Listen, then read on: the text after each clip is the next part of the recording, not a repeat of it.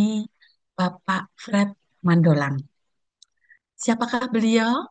Nanti saya akan membacakan kurikulum vitae beliau. Mohon bantuan untuk di-share CV-nya Pak Fred.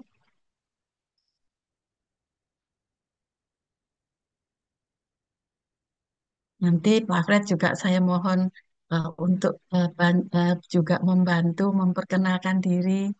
eh, Sebab saya juga nggak inget ini Pak Fred GJ Mandolang itu eh, nama baptisnya dari mana ya Pak Fred? Beliau adalah Kolonel Infanteri Purnawirawan TNI Angkatan Darat. Keren bukan? Juga pernah bertugas dalam Badan Intelijen Strategis yang terkenal dengan singkatan BAIS. Adapun pendidikan rohaninya, yaitu yang pertama, beliau adalah peserta KEP Sekinah KAJ Angkatan ke-12 di tahun 2000. Kemudian juga beliau adalah anggota dari KKS LBI tahun 2001 sampai 2003.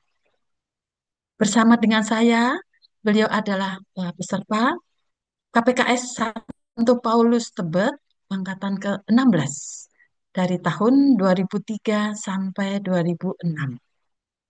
Juga beliau sangat aktif mengikuti extension course dari STF Diarkara dari tahun 2006 sampai 2008, serta mengikuti sebagai fasilitator dari eh, Komsos KAJ, Kitab Suci KWI tahun 2021. Sementara itu, beliau masih aktif sekali dengan program Emmaus Journey yang waktu itu beliau mengikutinya di angkatan keempat di SFA Bogor tahun 2022 sampai 2003. Saat ini Pak Fred Mandolang adalah pengajar aktif di KKS Katedral Bogor sejak tahun 2003.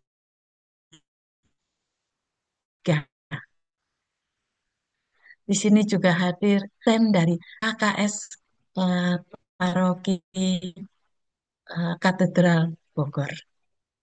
Kemudian Pak Fred juga pernah mengikuti Bina Lanjut CAP atau SEP dari tahun 2010 sampai 2017. Sampai saat ini beliau adalah pengajar dari KPKS Keuskupan Bogor dari sejak tahun 2014. Luar biasa.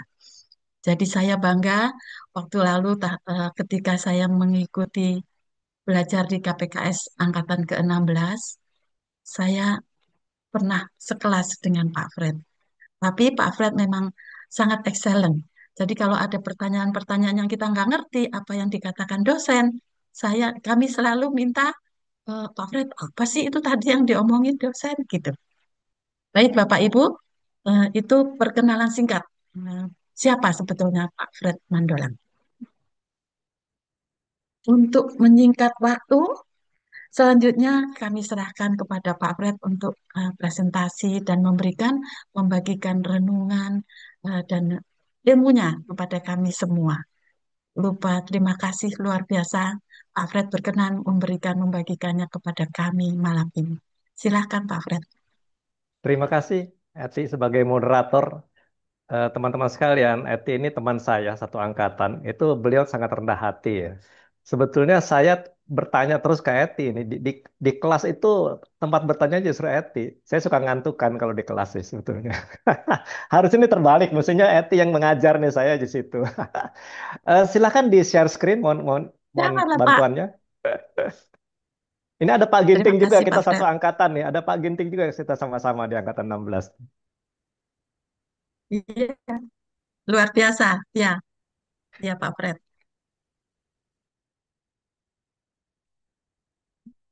Bisa di slideshow.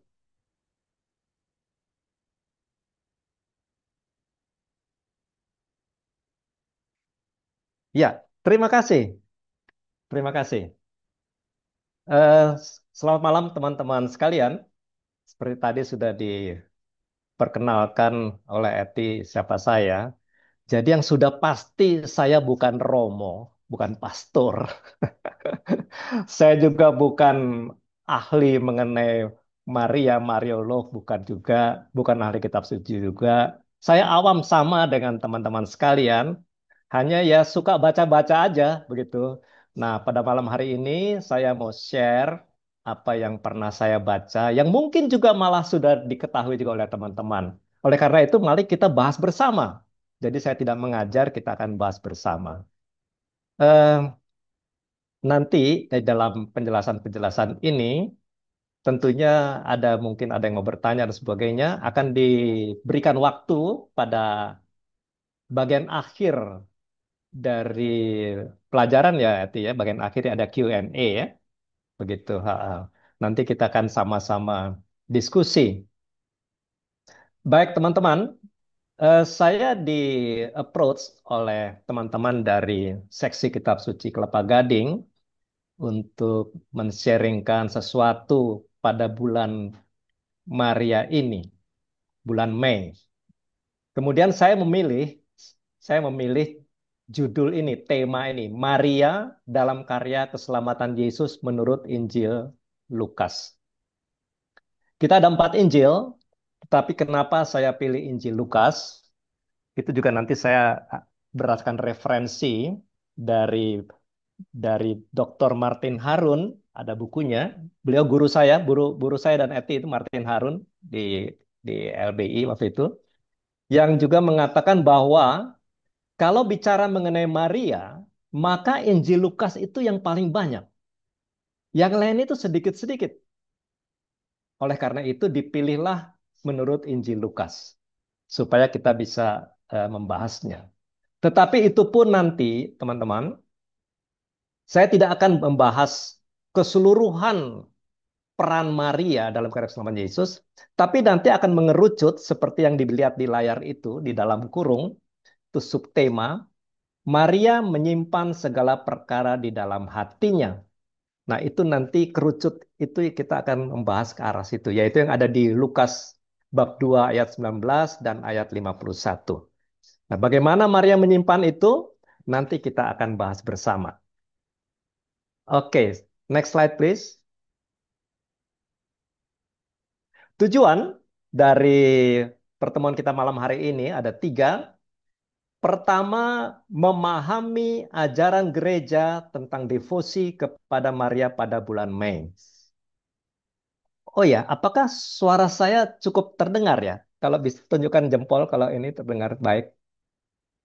Terdengar baik, Pak Oh, Fred. terima kasih, terima kasih, terima kasih. Jadi memahami ajaran gereja.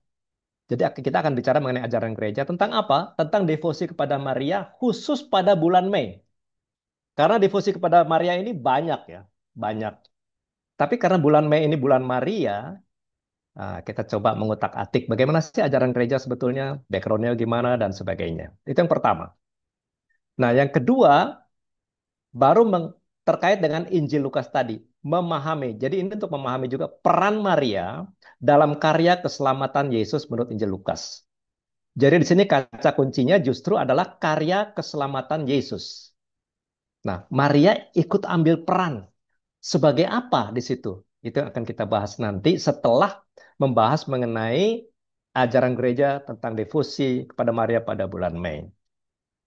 Yang ketiga, justru ini yang paling penting, yang paling penting, ini merefleksikan sikap Maria yang terdapat pada Lukas bab 2 ayat 19 dan 51, yaitu Maria menyimpan peristiwa itu di dalam hatinya, merefleksikan untuk diri kita masing-masing. Dan ini yang paling penting justru. Kalau yang 1, 2 itu kan sebetulnya hanya untuk dipikirkan, dirokan, oh begitu. Tetapi bagaimana pengeterapannya kepada kehidupan kita? Itu yang paling penting, saya pikir. Baik, 3 hal itu nanti kita akan bahas bersama selama kurang lebih 60 menit. Nanti tolong saya diingatkan oleh moderator kalau sudah tinggal 30 menit, mengkali ingatkan aja. Pak Fred, tinggal 30 menit nih. Tinggal 15 menit gitu ya. Kita santai saja teman-teman. Ada kitab Ya, suci Pak. ya. Saya yakin kitab suci sudah ada di samping teman-teman sekalian. Di Ya, samping juga kopi nih, kopi perlu juga ya supaya kita nggak ngantuk segitu ya, supaya seru. Karena ini kan santai aja, bukan ibadat, bukan liturgi dan sebagainya ya. Oke, ya Pak. terima kasih Atin. Next slide please.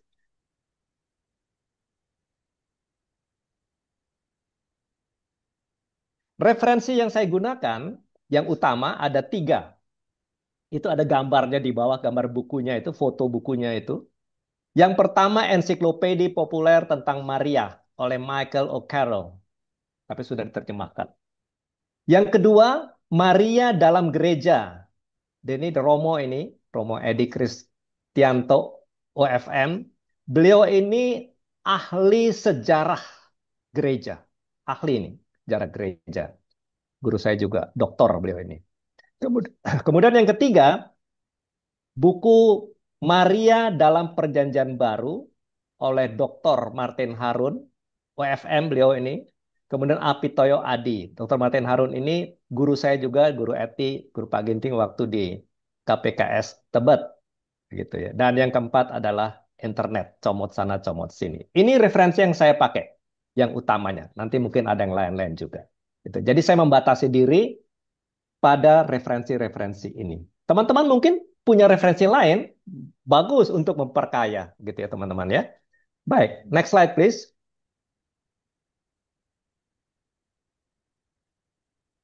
Sebelum saya lanjut, saya ingin bertanya kepada teman-teman sekalian. Mohon maaf saya panggil teman-teman gitu ya, karena kita kan sama ya. Kalau Bapak Ibu kayaknya formal amat ya. Ke teman-teman aja deh. Ini, apa yang teman-teman pikirkan bila mendengar nama Maria? Karena pasti Maria ini sudah lama kita tahu gitu ya. Tapi begitu dengar Marianya, apa yang dipikirkan? Kalau bisa tolong tulis di chat. Eh, dua, tiga kata. Dua, tiga kata. Satu sampai tiga kata. Tulis di chat. Silahkan.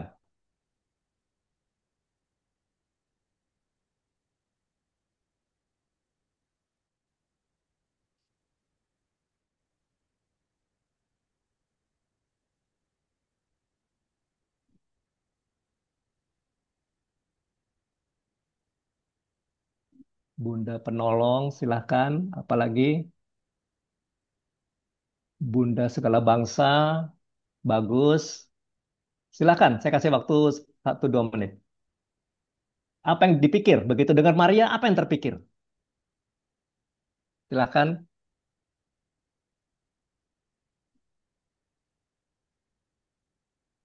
Yang spontan aja, nggak usah pikir yang susah-susah, spontan aja. Begitu Maria, oh Rosari misalnya, oh Gua Maria, apa aja?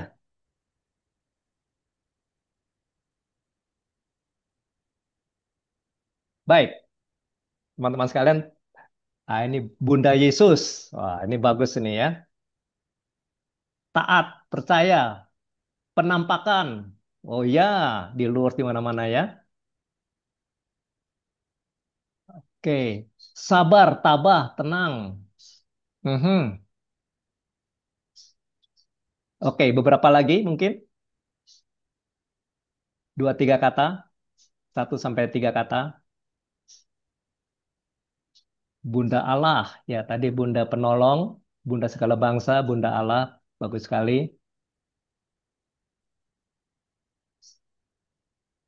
Oke, terima kasih teman-teman sekalian, terima kasih ya. Eh,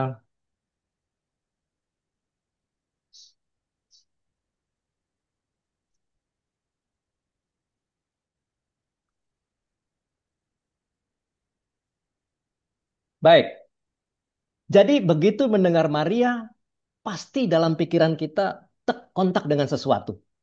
Berdasarkan pengalaman kita tentunya ya.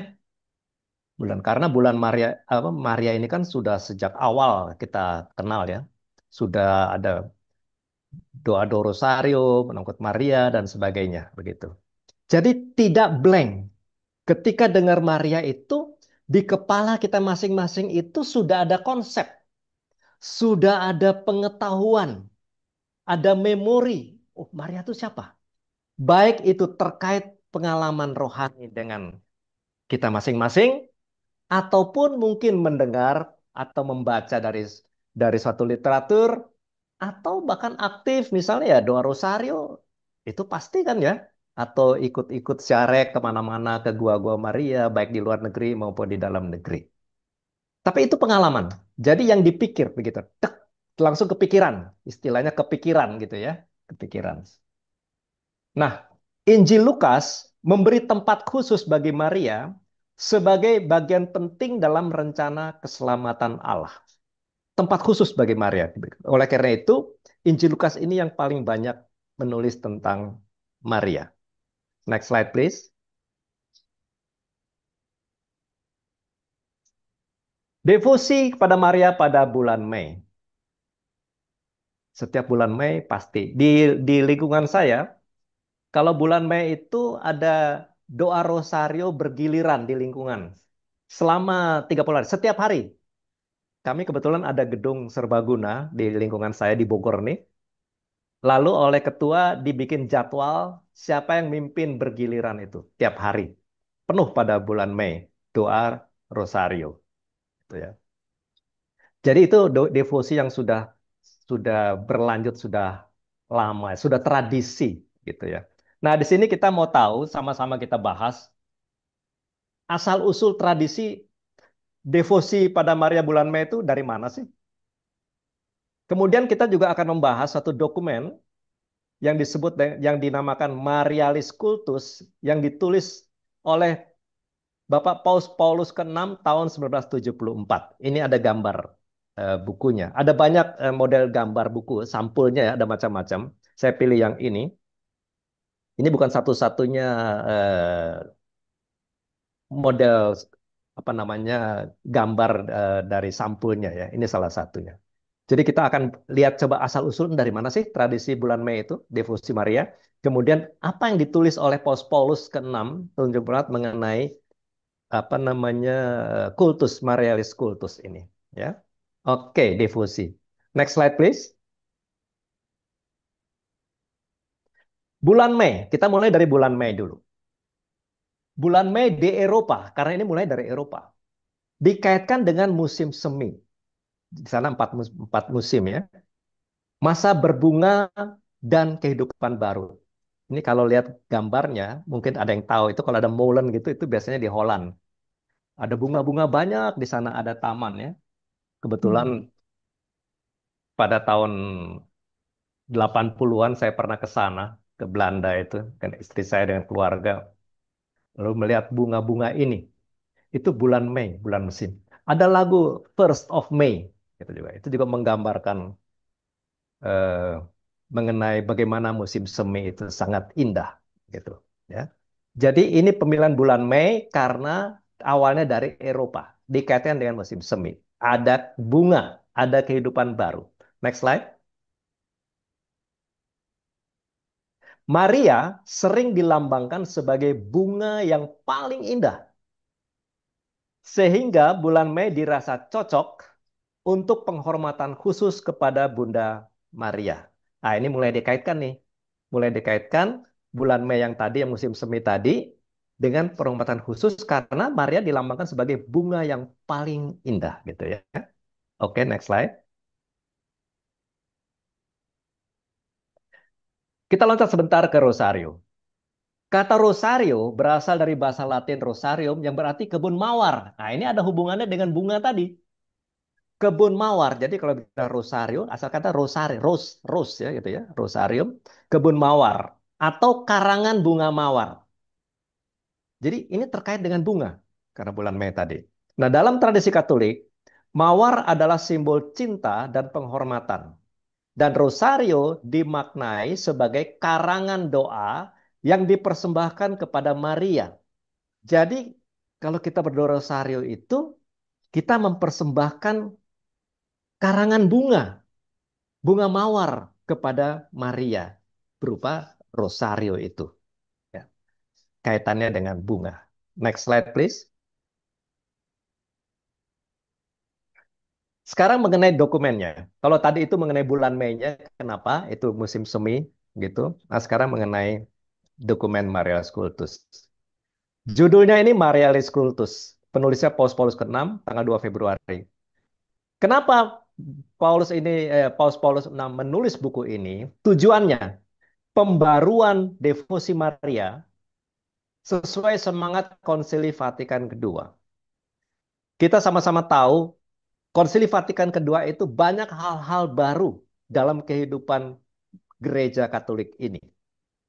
Di sini ditulis pembaruan devosi. Artinya kalau pembaruan, sebelum konsili ini sudah banyak sekali devosi, model-model devosi. Nah, mungkin oleh Paus Paulus itu dicermati, lalu coba dirumuskan kembali bagaimana sih seharusnya devosi Maria ini sesuai dengan semangat Konsili Vatikan kedua. Karena Konsili Vatikan kedua ini mengeluarkan begitu banyak dokumen, dogma dan sebagainya, sehingga banyak sekali perubahan-perubahan di dalam kehidupan menggereja. Kalau kita lihat secara liturgi yang udah pasti, saya masih ingat dulu waktu masih kecil saya jadi mesdinar, altarnya menghadapnya ke tembok, umat di belakang. Sekarang setelah Konsili Vatikan kedua justru berhadapan. Ini salah satu. Ini salah satu ya. Dan banyak-banyak hal juga terjadi. Nah, termasuk ini pembaruan devosi Maria. Ini ditulis oleh Paus Paulus ya ke-6. Next slide.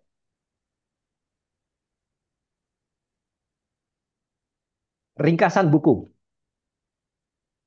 Buku ini oleh Paus Paulus VI ditulis tanggal 2 Februari 74 pada pesta Maria dipersembahkan kepada Allah.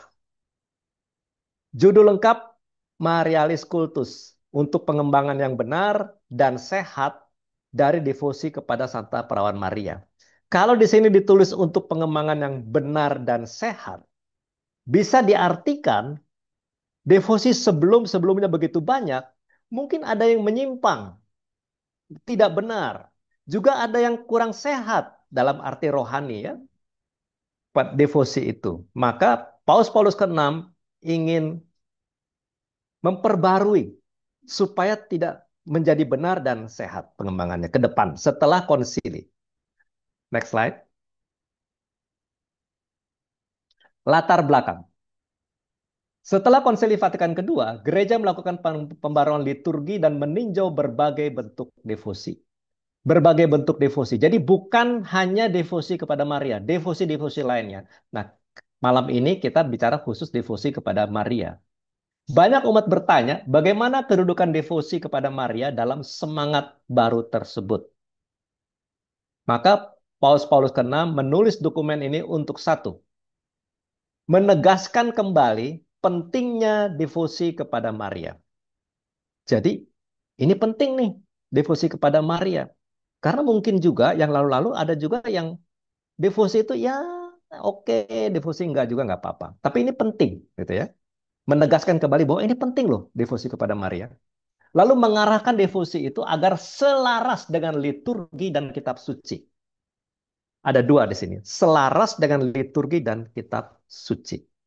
Jadi itu menjadi dasarnya, devosi. Lalu menghindarkan penyimpangan atau kelebihan yang tidak sesuai ajaran iman. Oh, berarti yang lalu itu ada penyimpangan atau ada yang berlebihan sehingga tidak sesuai dengan ajaran iman. Maka akan diluruskan selaras dengan liturgi dan kitab suci. Maka Paus Paulus ke-6 membuat dokumen ini. Next slide. Isi pokok dokumen. Devosi kepada Maria bersumber pada Kristus dan gereja. Kristosentris. Par Mariam ad Jesum. Dari Maria menuju Yesus. Jadi sasarannya itu Kristus justru. Dan gerejanya. Sehingga devosi Maria tidak berhenti pada Marianya. Harus mengarah kepada Kristus dan gereja. Dan Kristus juga dan gereja menjadi sumber juga devosi ini. Maria tidak boleh dipisahkan dari Kristus. Itu so pasti ya, kita semua sudah sama-sama tahu. Semua devosi kepada Maria harus mengarah nih pada pengenalan dan cinta yang lebih besar kepada Yesus. Pengenalan dan cinta yang lebih besar kepada Yesus. Jadi kalau kita devosi kepada Maria, ujung-ujungnya menurut dokumen ini ya, kita menjadi semakin cinta kepada Yesus, semakin mengasihi Yesus. Nah, Maria adalah model murid yang setia teladan gereja, dan Bunda Allah. Nah, kita mau ngikutin model ini, setia, teladan gereja, dan Bunda Allah. Kedua, isi pokok dokumen, dasar biblis dan teologis. Devosi kepada Maria berakar dalam kitab suci. Dalam kurung, lihat Lukas bab 1-2, kemudian ada Yohanes bab 2 ayat 1-11, Yohanes 19-25-27. Apa itu isinya? Nanti kita akan bahas bersama.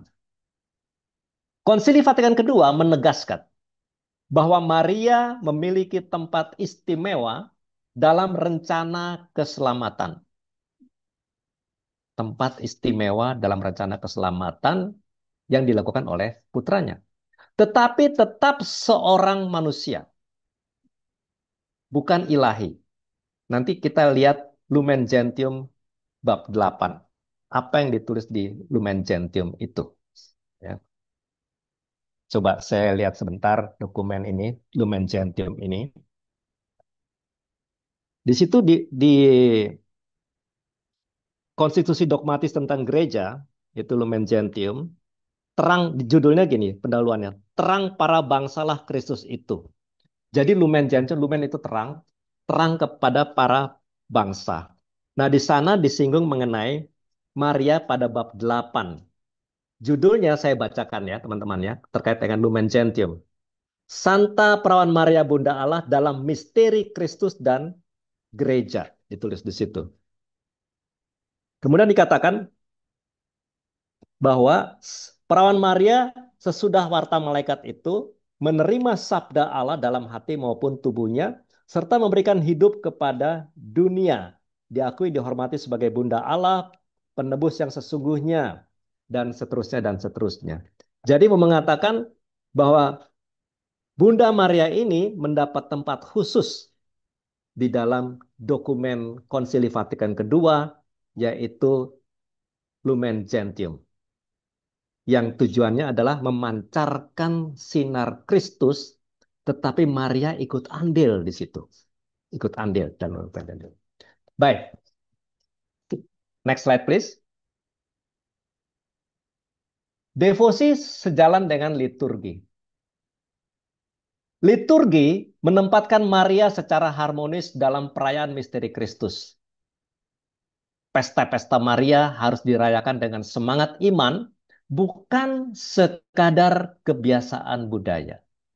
Kita kan ada kalender liturgi ya. Ada kalender liturgi selama 1 tahun itu banyak pesta-pesta Maria. Cuman memang ya ini berlaku juga di biasanya ya. Kalau sudah jadi rutin ya. Jadi rutin itu dianggap pesta-pesta itu hanya suatu kebiasaan budaya saja. Oh ya, ini Maria harus ada perayaan liturgi mengenai Maria gitu. Tetapi semangat imannya kurang nampak. Hanya sekedar pengulangan-pengulangan dari suatu kebiasaan. Sama kayak doa rosario ya. Atau kita doa-doa yang sudah sering, Bapa kami, Salam Maria. Kadangkala bibir kita mengucapkan dengan benar, tapi pikiran ini kemana-mana. Jadi semangat imannya itu nyaris tidak ada. Karena sudah menjadi suatu yang rutin. Nah, ini ada bahayanya gitu ya. Oleh karena itu ditegaskan kembali bahwa pesta-pesta Maria itu harus dirayakan dengan semangat iman. Ini harus digarisbawahi. Kalau semangat iman artinya kita harus merefleksikan iman kita dalam konteks Maria itu. Maria itu apa perannya? Maria sebagai apa? Sesuai dengan kalender liturgi. Maria sebagai apa? Maria Bunda Allah, Maria Bunda Gereja, Maria diangkat ke surga, dan sebagainya. Itu ada konteksnya masing-masing. Lalu kita mencoba merenungkan apa sih yang terjadi. Nah, jadi bukan sekedar oh ada pesta ini, pesta ini. Itu sekedar kebiasaan budaya ya. Kemudian 3 ciri devosi yang sehat. Devosi yang sehat. Paus Paulus 6 ya, bahwa devosi kepada Maria hendaknya satu, bersifat alkitabiah. Artinya harus ada dasarnya. Dasarnya kitab suci. Bukan mitos, bukan legenda. Kitab suci. Yang kedua, tepat secara liturgis, tidak mengganggu liturgi resmi gereja. Harus tepat. Jangan di mana-mana. Sudah diatur kalendernya. Tepat secara liturgis, tidak mengganggu liturgi. Dan liturginya bagaimana? Tentu kalau namanya liturgi itu banyak aturan-aturannya.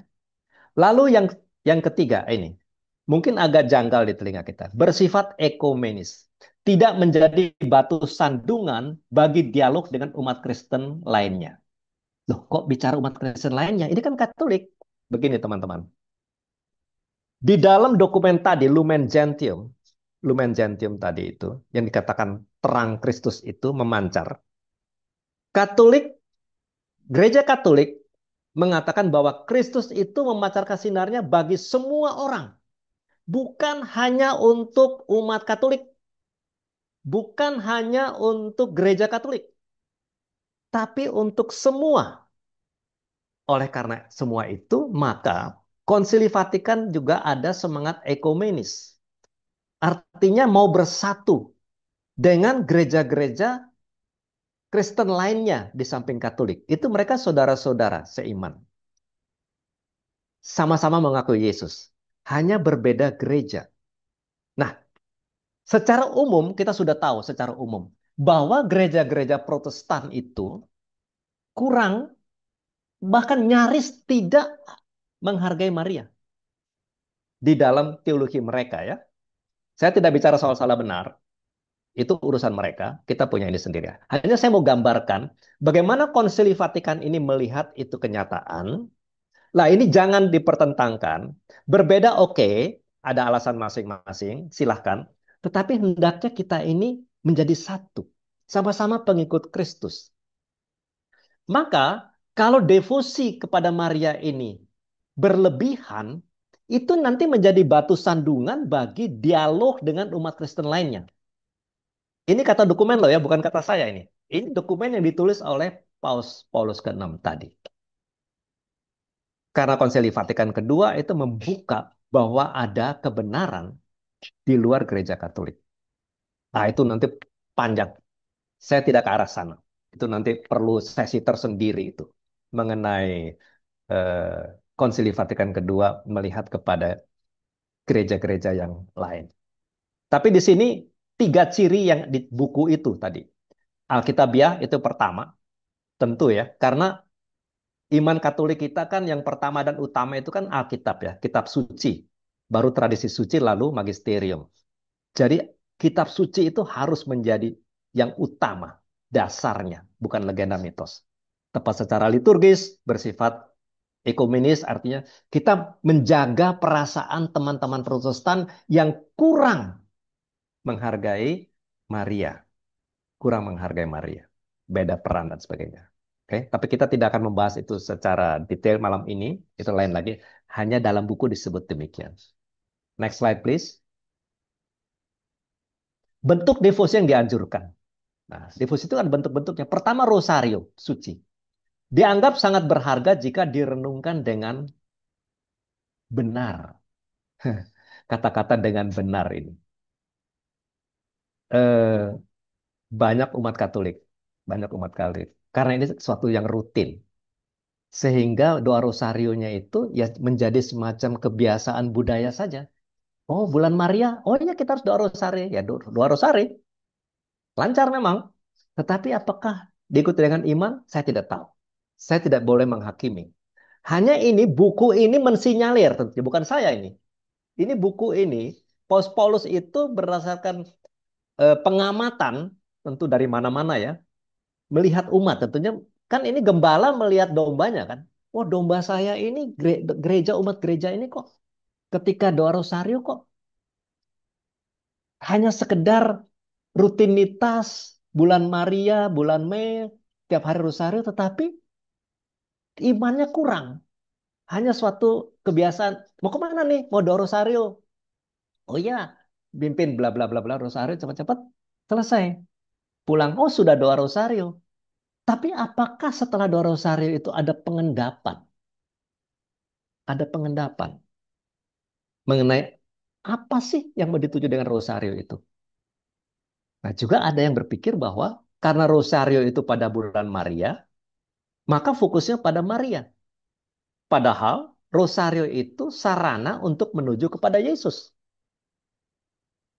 Maka kan ada peristiwa-peristiwa kan. Peristiwa-peristiwa itu mengenai Yesus, bukan mengenai Maria. Tapi doanya melalui Maria, yaitu ada rangkaian bunga-bunga rose tadi, bunga-bunga mawar tadi. Oke, itu mengenai Rosario. Lalu doa-doa tradisional seperti Salam Maria, kemudian ada Angelus kan ya, kita kalau tiap jam 12 itu, jam 12, jam 3, jam 6. Kemudian ada litani dan lain-lain. Bulan Mei dan Oktober itu waktu khusus untuk devosi Maria. Mei dan Oktober. Tapi ada bedanya. Dan saya yakin juga teman-teman sudah tahu. Hanya saya mau mengupas kembali saja. Kalau bulan Mei itu benar-benar dengan peristiwa Maria, ada latar belakangnya tadi. Yang tadi bulan Mei itu di Eropa itu musim semi, kemudian berbunga, lalu dari abad ke-13, kemudian abad-abad berikutnya berkembang devosi-devosi itu. Tapi kalau Oktober, itu sebetulnya sebutannya bukan bulan Maria, bulan Rosario. Karena ada sejarahnya. Sejarahnya bahwa waktu itu terjadi peperangan, kemudian Rosario itu menjadi alat kemenangan. Maka doa Rosario. Jadi kalau bulan Mei disebut bulan Maria, Oktober itu bulan Rosario. Tapi nyaris umat kebanyakan kurang begitu paham. Dia taunya kalau bulan Mei, Oktober kita doa Rosario. Tapi backgroundnya kurang dipahami. Kurang dipahami. Nah ini dokumen Marialis Cultus ini berusaha untuk mengembalikan itu. Kemudian perayaan Maria. Ini bentuk devosi yang dianjurkan. Perayaan Maria. Seperti Maria Bunda Gereja, Maria diangkat ke surga, dan seterusnya. Ini bentuk-bentuk devosi yang dianjurkan. Jadi Rosario, doa-doa tradisional Salam Maria, Angelus, Litany, dan sebagainya. Bulan Maria, perayaan itu. Yang keenam, dari buku ini ya, keenam. Koreksi terhadap kesalahan devosi. Tadi sudah saya katakan, Paus Paulus ke-6 melihat ke belakang.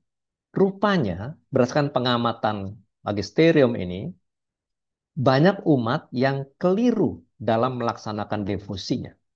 Maka diadakan koreksi. Paus mengingatkan, perhatikan ini, Paus mengingatkan agar devosi tidak, titik dua, satu, tidak menggantikan penyembahan kepada Allah. Jadi devosi Maria itu tidak menggantikan penyembahan kepada Allah. Jangan sampai salah fokus. Lalu tidak tidak terjebak pada sentimentalitas berlebihan. Perasaan gitu. Waduh, kalau Maria ini ya. Sehingga ada juga kelihatan ya di gereja ya. Misa sudah memulai, mereka masih doa rosario. Nah, ini karena keliru defusinya gitu ya. Lalu mengabaikan semangat pertobatan dan pelayanan kasih. Dalam devosi-devosi itu mengabaikan semangat pertobatan dan kasih, hanya tertuju kepada waduh memuja ya Maria, menghormati Maria berlebihan, tapi semangat pertobatannya itu dan pelayanan kasihnya nggak ada. Nah ini dikatakan kesalahan devosi, maka harus dikoreksi. Next slide please. Sebagai penutup dari buku itu ya, dikatakan Maria sebagai teladan gereja. Maria adalah teladan kesucian, keterbukaan terhadap sabda Allah, dan ketaatan iman. Kemudian dikatakan juga, gereja hendaknya meneladani Maria dalam pengabdian kepada Kristus. Ah, ini jelas ini. Jadi ketika kita melihat Maria, Maria ini harus menjadi teladan, tapi fokusnya kepada Kristus, kepada Yesus, bukan kepada Marianya ansih.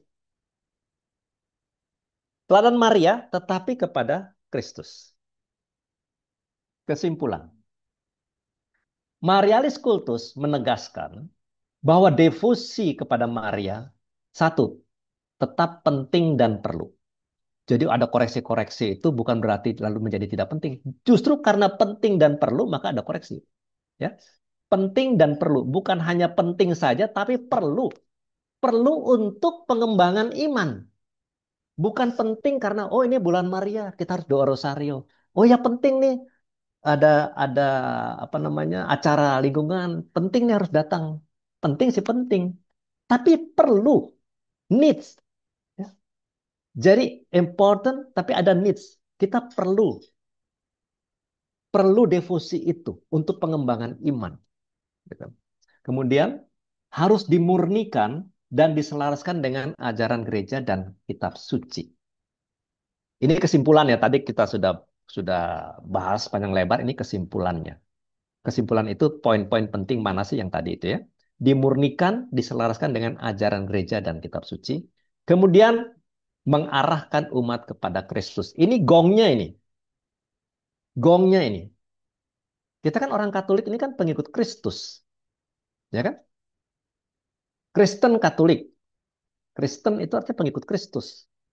Maka devosi ini mengarahkan umat kepada Kristus. Memperkuat.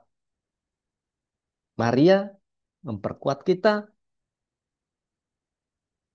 beriman, menambah iman kepada Kristus. Gitu. Ini kesimpulan dari buku eh, tersebut. Next slide, please. Peringatan dari Paus. Warning ini. Peringatan ini warning nih. Hati-hati. Pertama dikatakan, hindari kultus berlebihan. Maria bukan pengganti Kristus. Wah, ini tegas sekali nih. Hati-hati. Jangan sampai kultus berlebihan kepada Maria. Maria bukan pengganti Kristus.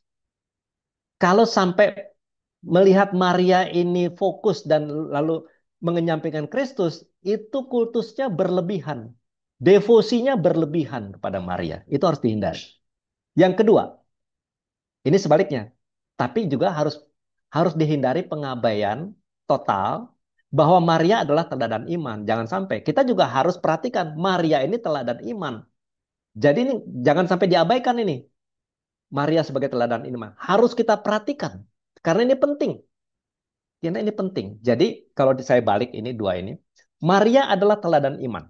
Maka kita berdevosi. Tetapi Maria bukan pengganti Kristus. Nah, ini kadang-kadang kan suka umat pada umumnya itu mungkin kurang kurang memperhatikan ini. Itu tadi buktinya seperti terjadi dia doa rosario sebelum misa, misa dimulai dia tetap doa rosario. Nah, ini artinya dia mengabaikan ini. Tidak pas begitu ya. Ini peringatan dari Paus ke-6 loh, bukan saya, dalam buku Marialis Cultus ketika Konsili Vatikan kedua. Next slide please.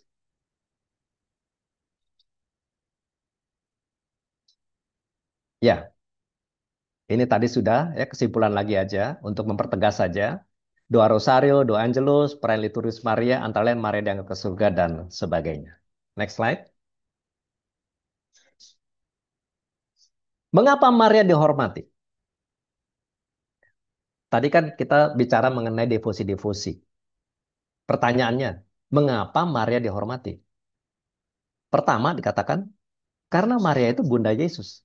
Bagian dari rencana keselamatan Allah. Yang kedua, Maria itu teladan iman. Teladan ketaatan. Teladan kesucian. Kemudian, mengapa Maria dihormati? Karena Maria ini pendamping umat dalam perjalanan menuju Kristus. Sekali lagi kita lihat, pendamping umat perjalanan menuju Kristus. Jadi fokusnya, sasaran akhirnya tetap Kristus. Tetap Kristus. Ya. Itu mengapa Maria dihormati. Dalam konteks itu, sebagai Bunda Yesus, bagian rencana keselamatan Allah, sebagai teladan, ketaatan, dan sebagainya. Dari mana kita tahu? Dari kitab suci tentunya. Nanti kita akan lihat, kita akan bahas itu. Next slide, please. 4 prinsip devosi sehat tadi sudah juga sebetulnya. Alkitabiah berdasarkan kitab suci. Yang kedua, kristosentris mengarahkan kepada Kristus, liturgis, kemudian ekumenis. Tadi sudah disinggung. Tapi yang malam ini kita fokus, malam ini, Yang nomor satu, Alkitabiah, berdasarkan kitab suci. Yang lain-lainnya tidak dibahas pada malam hari ini, karena itu perlu pembahasan yang khusus mengenai kristosentris, mengenai liturgis, ekumenis. Wah, itu bisa sesi-sesi tersendiri itu. Tapi pada malam hari ini, sesuai dengan judul, hanya berdasarkan kitab suci. Dan kitab suci pun hanya berdasarkan dari Lukas. Itu yang akan kita bahas selanjutnya. Next slide. Maria menurut Injil Lukas. Nah, teman-teman silakan siapkan Alkitabnya. Kita sama-sama buka dulu Injil Lukas. Sama-sama buka Injil Lukas.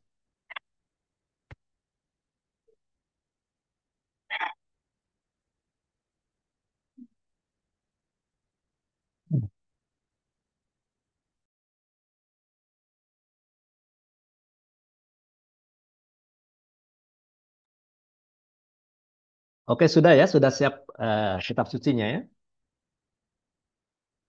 Next slide, please.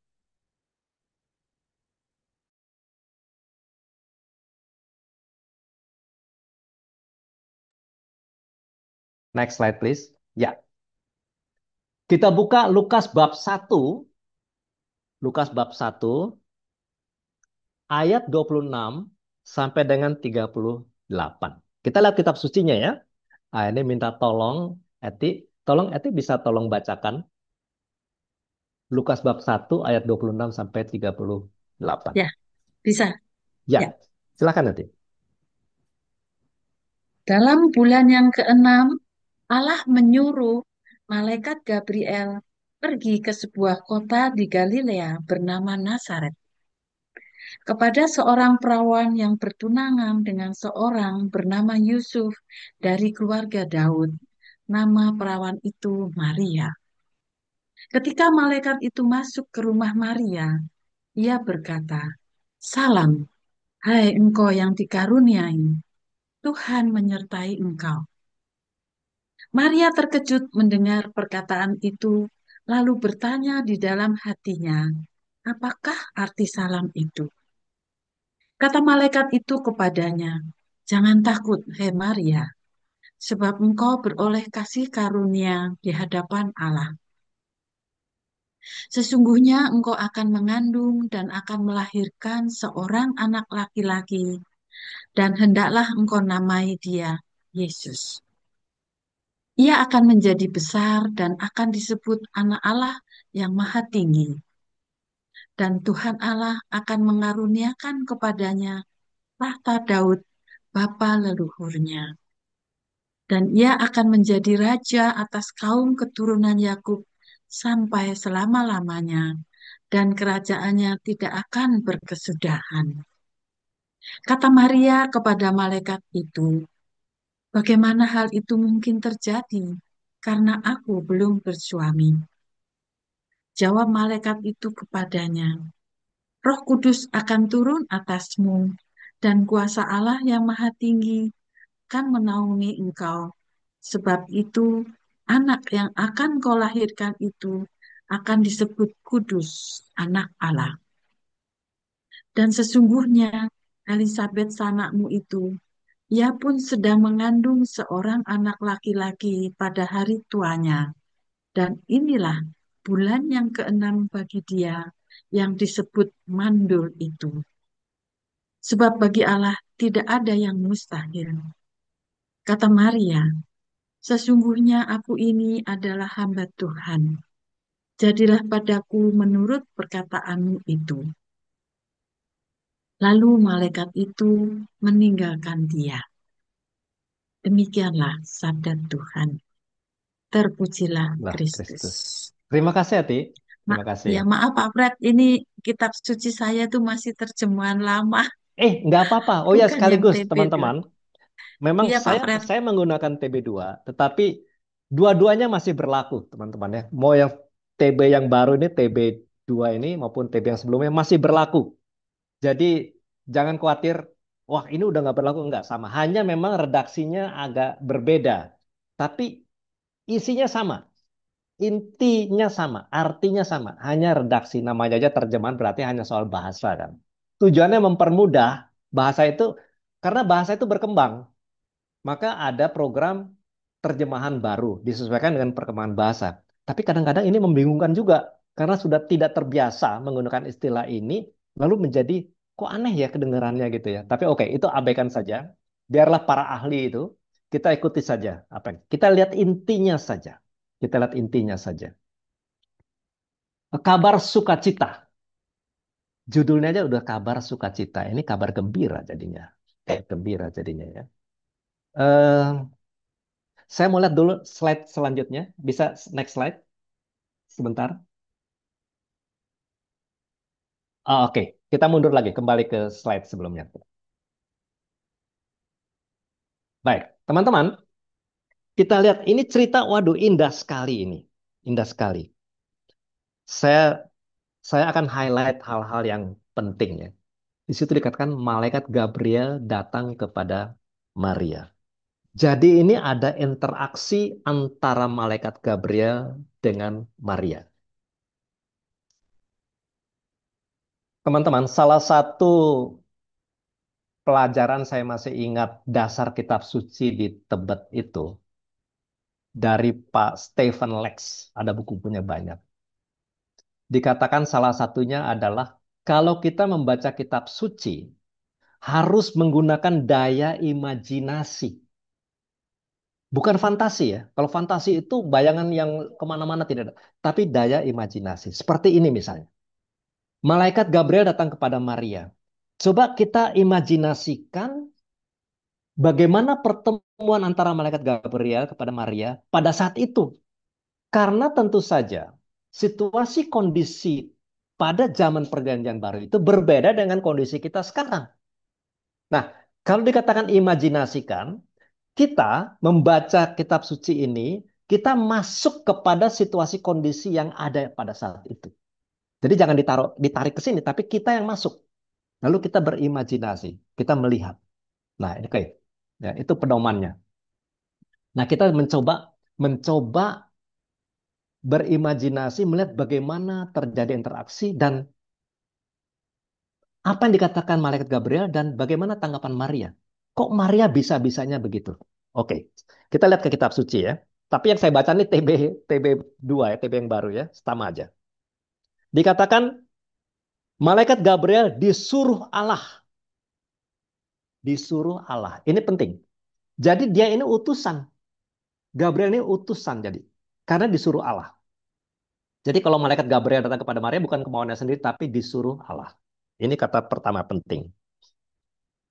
Ke kota Nazaret di Galilea. Jadi kita sudah tahu lokasinya di Galilea di kota Nazaret. Nazaret itu kota kecil. Disuruh kemana? Ayat 27. Kepada seorang perawan yang bertunangan dengan seorang bernama Yusuf dari keluarga Daud. Nama perawan itu Maria. Ini ada penjelasan. Disuruh kemana? Tidak langsung disuruh kepada Maria, tapi dikatakan di sini kepada seorang perawan yang bertunangan dengan seorang bernama Yusuf dari keluarga Daud. Jadi ini mau mengatakan bahwa ketika malaikat itu datang kepada Maria, Maria ini statusnya sudah bertunangan dengan Daud, Yusuf. Dikatakan keluarga Daud karena Yusuf ini secara fisiknya Yusuf ini, secara manusianya itu turunan Daud. Yusufnya ya, Yusufnya. Bertunangan. Nah, kita harus tahu dulu tradisi pada saat itu. Tradisi pada saat itu, pada zaman itu, bahwa tunangan itu sudah secara hukum ya, sama dengan perkawinan, hanya belum tinggal bersama. Tapi secara hukum itu sudah mengikat seperti perkawinan. Bedanya hanya belum tinggal bersama, tunangan. Seorang perawan, Maria, usia persis tidak ada, tidak ditulis di kitab suci. Tapi kita, sekali lagi tadi imajinasi, kita mencoba melihat latar belakang tradisi. Karena mereka orang Yahudi. Tentunya mereka ikut tradisi Yahudi. Mereka beragama Yahudi. Ya. Nah, pada tradisi itu biasanya anak-anak perempuan itu usianya antara 12 sampai 16 tahun. Itu mereka bertunangan. 12 sampai 16 tahun untuk wanita. Itu hal yang biasa. Kalau ditarik sekarang tentu masih sangat muda itu. Ya, masih sangat muda. Itu sekitar OMK, orang muda Katolik yang awal-awal itu kan. OMK orang muda Katolik itu kan usianya mulai kalau nggak salah ya 16 sampai 35, 16. Ini umur 12 loh. Masih bir kali ya. Kalau umur 12 masih bir di kita ini. Bina iman remaja. Jadi Maria pada usia itu. Dikatakan ketika datang kepada Maria ayat berikutnya, malaikat itu berkata, "Salam, hai engkau yang dikarunia, Tuhan menyertai engkau." Dia memberi salam langsung. Salam, hai engkau yang dikaruniai. Jadi ini berupa pujian. Engkau yang dikaruniai. Dikaruniai oleh siapa? Oleh Tuhan.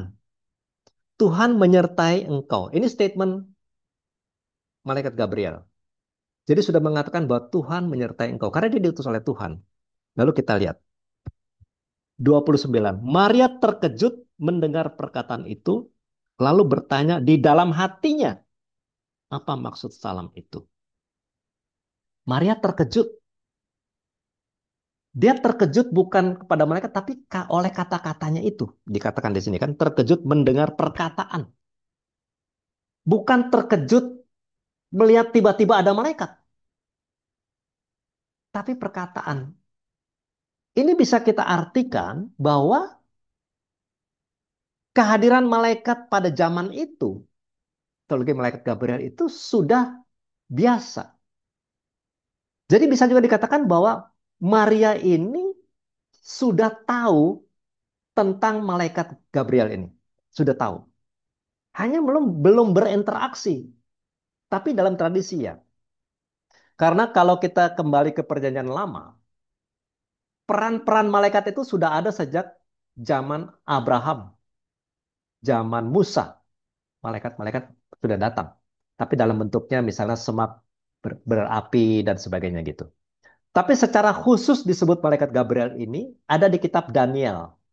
Ya, nanti silahkan teman-teman buka kitab Daniel, perjanjian lama itu. Di sana ada cerita mengenai malaikat Gabriel. Dan memang perannya itu sebagai utusan. Sebagai yang membawa berita.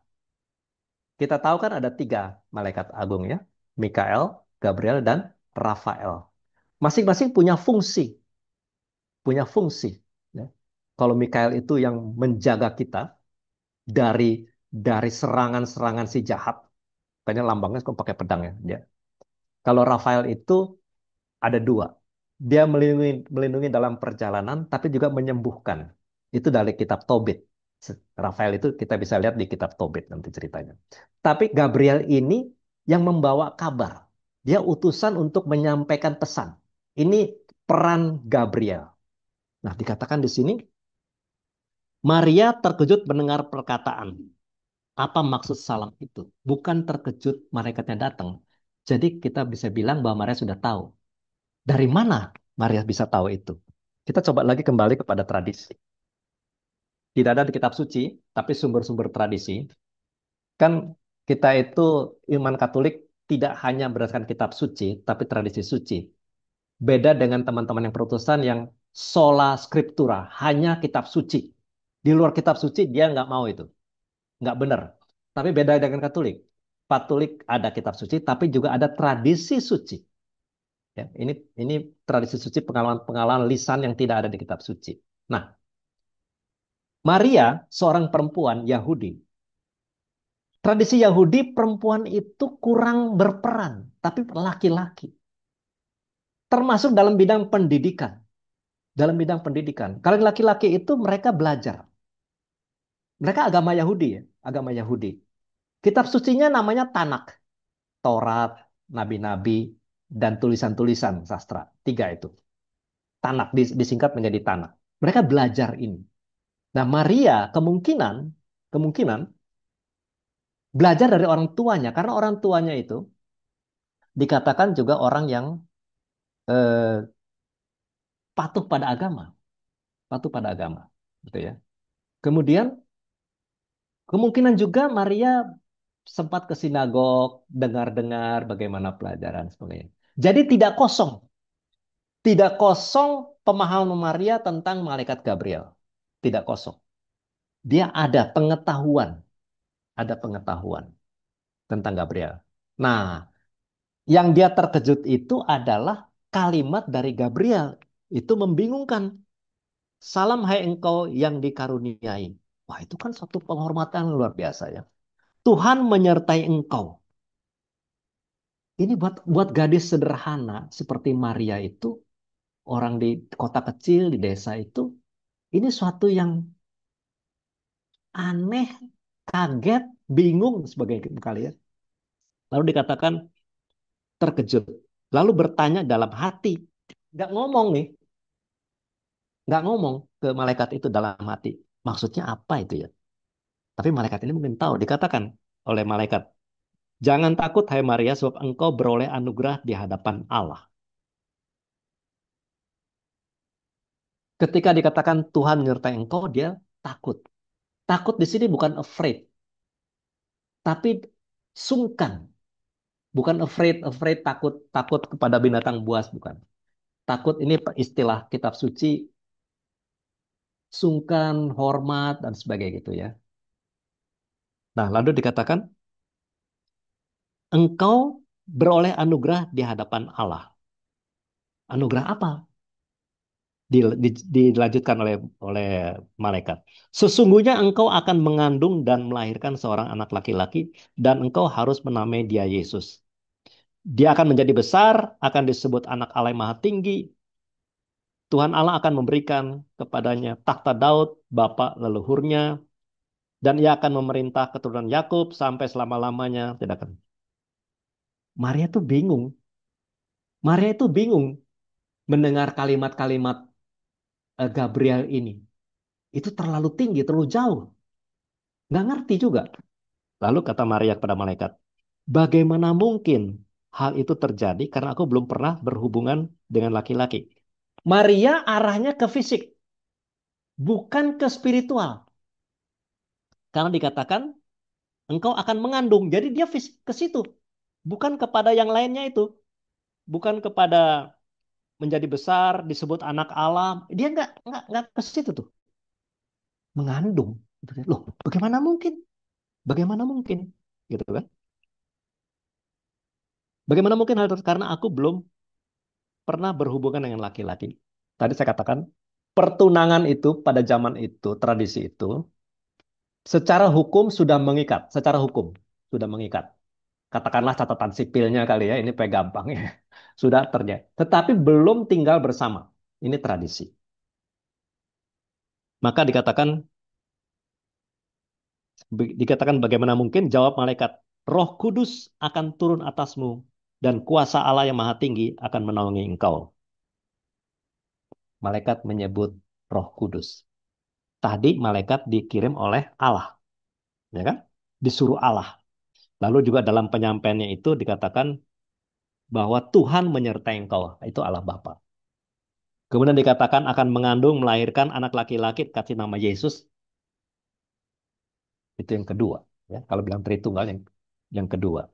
Nah, lalu bilang Roh Kudus. Jadi ada peran Roh Kudus. Ini Allah Tritunggal ini. Allah Tritunggal ini suatu proses. Cuma tentu pemahamannya pada saat itu belum. Itu kan teologi ya. Itu kan yang ngomong kita sekarang. Pada zaman sekarang kita bilang Allah Tritunggal. Tapi waktu zaman Maria,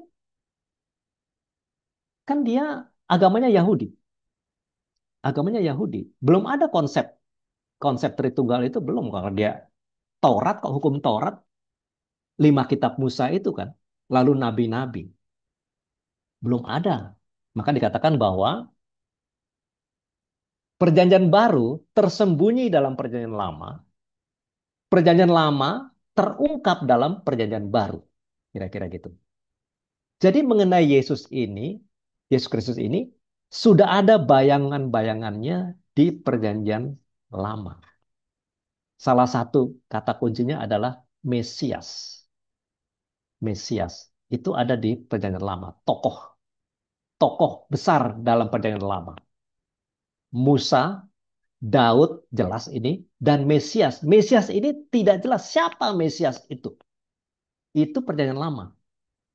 Dan mereka, orang-orang agama Yahudi ini, ke situ tidak tahu siapa Mesias itu. Tapi mereka berharap Mesias ini seorang yang akan membebaskan mereka dari penjajahan Romawi. Yang terakhir itu Romawi. Jadi pemikirannya itu dari penjajahan secara politik, secara militer, bukan secara iman. Bukan secara iman, belum ada. Yang tahu tuh kita sekarang. Sekarang ini. Jadi ini mesti, jadi kita jangan membawa ke sini, tapi kita coba masuk ke alam pikiran Maria dengan latar belakang keyahudiannya itu. Jadi kalau demikian kita bisa bisa lalu merasakan, ikut melihat bagaimana bingungnya kata-kata malaikat itu. Gak ngerti apa, bingung gitu, sungkan gitu ya. Ini mesti kita bayangkan supaya kita bisa menarik sensenya dari kisah ini. Bukan sekedar cerita begitu saja. Kita harus mendalami sens dari kisah ini. Karena ini awal yang sangat penting. Sangat penting ini. Oke, saya lanjutkan. Jadi jawab malaikat di ayat 35. Roh Kudus akan turun atasmu dan kuasa Allah yang Maha Tinggi akan menaungi engkau. Ada Roh Kudus turun atasmu. Kuasa Allah yang Maha Tinggi akan menaungi engkau. Anak yang dilahirkan itu kudus akan disebut anak Allah. Ini secara tidak langsung dari sudut kita ya, teologi kita sekarang, ini malaikat sudah menyebutkan Allah Tritunggal ini. Tapi waktu itu kan Maria nggak ngerti, belum ada konsep Allah Tritunggal, ya, belum ada. Ini kita sekarang, karena penulis Lukas ini menulis untuk pembacanya zaman sekarang. Oh ya, saya loncat ke belakang sebentar mengenai Lukas ini, mengenai Lukas. Saya akan bacakan di bab 1 awal pendahuluan. Ini Lukas, Theophilus yang mulia. Sama-sama lihat kitab sucinya ya teman-teman ya. Banyak orang telah berusaha menyusun suatu berita tentang peristiwa-peristiwa yang telah terjadi di antara kita. Ini Lukas mengatakan. Seperti yang diteruskan kepada kita. Kita itu, yang dimaksud kita oleh Lukas adalah Lukas itu dengan Theophilus ini. Siapa Theophilus yang mulia? Ini pasti orang yang karena bilang yang mulia pasti punya jabatan ya. Dikatakan ayat 2, seperti yang diteruskan kepada kita oleh mereka yang dari semula adalah saksi mata dan pelayan firman. 3, setelah aku menyelidiki segala peristiwa itu dengan saksama dari asal mulanya. Jadi Lukas ini dia seorang pintar ya, dia seorang tabib dokter waktu itu, dia orang pintar sekali. Jadi dia menyelidiki berita-berita, peristiwa-peristiwa yang sudah terjadi itu. Dengan seksama, artinya dengan teliti. Dari asal mulanya. Aku mengambil keputusan untuk membukukannya dengan teratur. Jadi disusun. Jadi cerita-cerita ini sudah dilihat dengan teliti, dipelajari, benar, lalu disusun. Disusun. Hebat sekali ini Lukas ini ya. Hebat sekali. Aku membukukan dengan teratur bagimu. Jadi dia bikin ini untuk Theophilus. Untuk Theophilus. Supaya engkau dapat mengetahui bahwa segala sesuatu yang diajarkan kepadamu sungguh dapat dipercaya. Ini pengantar Lukas. Jadi seluruh isi kitab Lukas ini ditujukan kepada Theophilus waktu itu. Supaya Theophilus itu yakin bahwa ini bisa dipercaya. Jadi kalau seorang Lukas menulis buku atau laporan penting untuk atasan, itu pasti mestinya A1 itu. Kepada atasan kan. Dia udah cermati dulu. Nggak boleh salah nih. Ini untuk dibaca oleh atasan. Theophilus itu. Dan kita tidak tahu siapa Theophilus itu. Hanya mengira-ngira saja. Begitu. Tapi secara teori, kitab Lukas ini ditujukan kepada Lukas itu menulis tentu untuk juga pajannya itu bukan orang Yahudi, orang Kristen tapi non Yahudi, orang Kristen non Yahudi. Dia tulis untuk mereka juga, gitu. Ya. Sungguh dapat dipercaya. Oke, kata-kata sungguh dapat dipercaya ini sangat penting, sehingga apa yang kita bahas tadi, interaksi antara malaikat Gabriel dengan Maria itu benar terjadi. Karena kalau enggak kan, kalau dengan pikiran sekarang nih ada orang bilang begini. Ada tuh yang bertanya juga. Dari mana Lukas tahu pembicaraan antara Gabriel dengan Maria? Kan dia nggak ada di situ. Ah, ini pertanyaan-pertanyaan berat ini. Tentu saja ya, tidak ada recording dan sebagainya bukannya. Itu ada teori tersendiri. Bagaimana kitab suci ini terbentuk. Itu nanti silahkan di KPKS.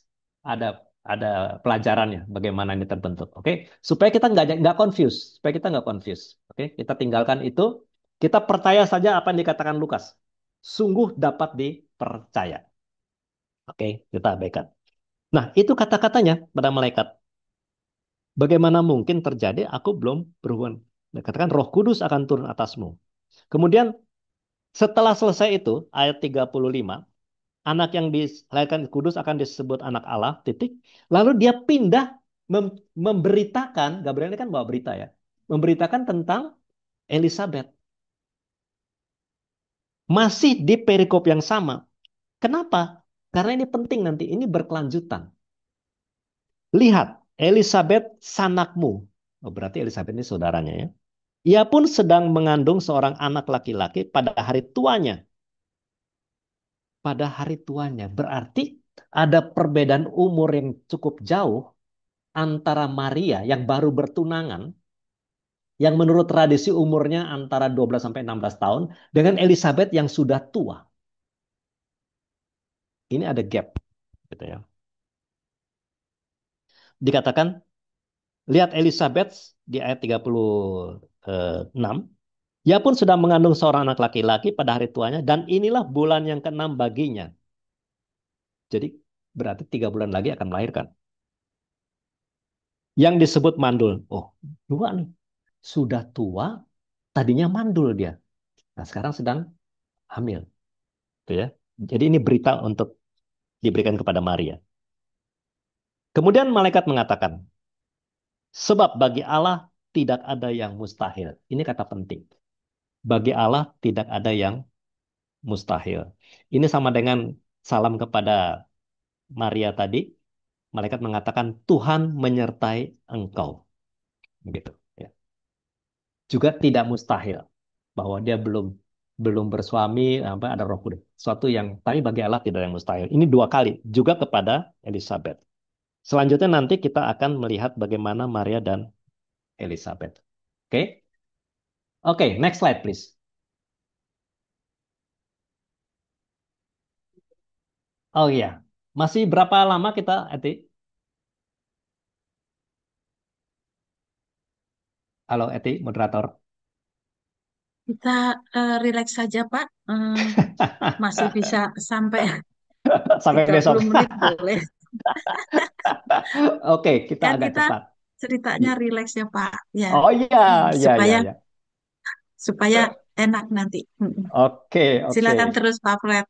Ya, kalau begitu saya minta tolong Eti bacakan lagi yang ini, yang Lukas 1:39 ke 56. Oke. Silakan Eti. Beberapa waktu kemudian, berangkatlah Maria dan langsung berjalan ke pegunungan menuju sebuah kota di Yehuda. Di situ ia masuk ke rumah Zakaria dan memberi salam kepada Elizabeth. Dan ketika Elizabeth mendengar salam Maria, melonjaklah anak yang di dalam rahimnya, dan Elizabeth pun penuh dengan Roh Kudus.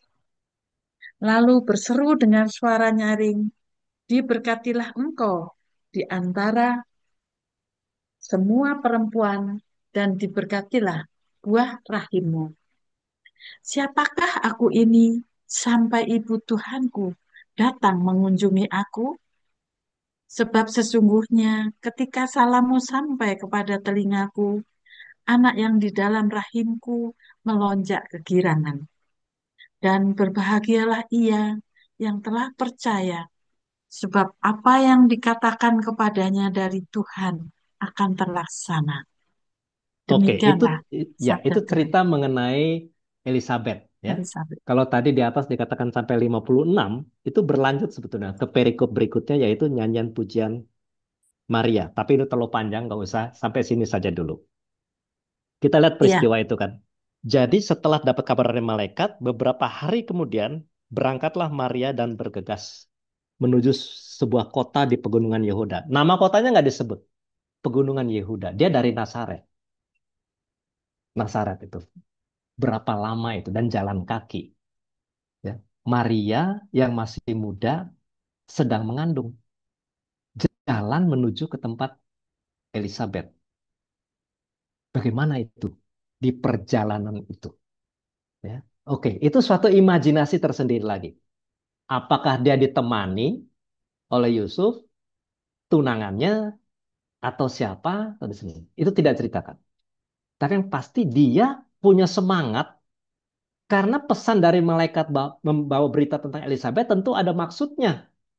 Ada maksudnya supaya Maria itu ke sana gitu. Nah, tentu aman. Nah, setelah sampai di sana itu tadi kan dikatakan, diberkatilah engkau di antara semua perempuan dan diberkatilah buah rahimmu. Ini kata-kata dari Elizabeth. Siapakah aku sampai ibu Tuhanku? Elizabeth mengatakan ibu Tuhanku. Dari mana Elizabeth tahu ini? Dari mana Elizabeth tahu ini?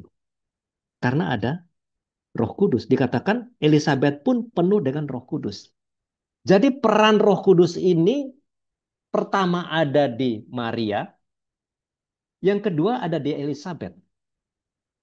Peran Roh Kudus itu yang menyatukan, yang mempertemukan Maria dengan Elizabeth. Lalu kata-katanya kan, diberkatilah engkau di antara semua perempuan dan diberkatilah buah rahimmu. Eh, Kalau kita perhatikan doa salam Maria, Eti tadi doa salam Maria ya, berapa kali, 10 kali tadi ya. Eti bisa diulangi kata-kata salam Maria, coba Eti. Halo Eti, halo. iya, sebentar. Aha. Nyanyian Pujian Pelan. Maria ya Pak Fred. Bukan, bukan, bukan. Doa salam Maria, pelan-pelan. Doa salam Maria. Salam Maria, penuh rahmat, Tuhan sertamu. Oke, berhenti sampai di situ. Terpujilah. Oke. Berhenti sampai situ dulu. Itu kalimat doa yang dikutip dari salam malaikat Gabriel. Hanya formula bahasanya. Tapi itu salam dari malaikat Gabriel. Salam Maria. Di sini kan ditulis kalau di Ya. TB2 ya, salam hai engkau yang dikarunia, Tuhan menyertai engkau. Itu kan salam Maria, Tuhan sertamu. Itu dipendekkan. Betul ya? Itu salam Maria kan? Terus selanjutnya gimana? Ya, Salam Maria. Terus selanjutnya? penuh rahmat. Terpujilah engkau di antara wanita dan terpujilah buah tubuhmu Yesus. Ya, itu salam dari Elizabeth. Salam Maria, penuh Cukup, cukup. rahmat. Cukup, Eti. Ya, Cukup. Jadi Tuhan saya hanya, sertamu. oke. Cukup, Ya, cukup, Eti. Terima kasih, Eti. Terima kasih. Jadi dari dua oke. itu ada dua salam. Salam Maria penuh rahmat Tuhan sertamu itu salam malaikat kepada Maria.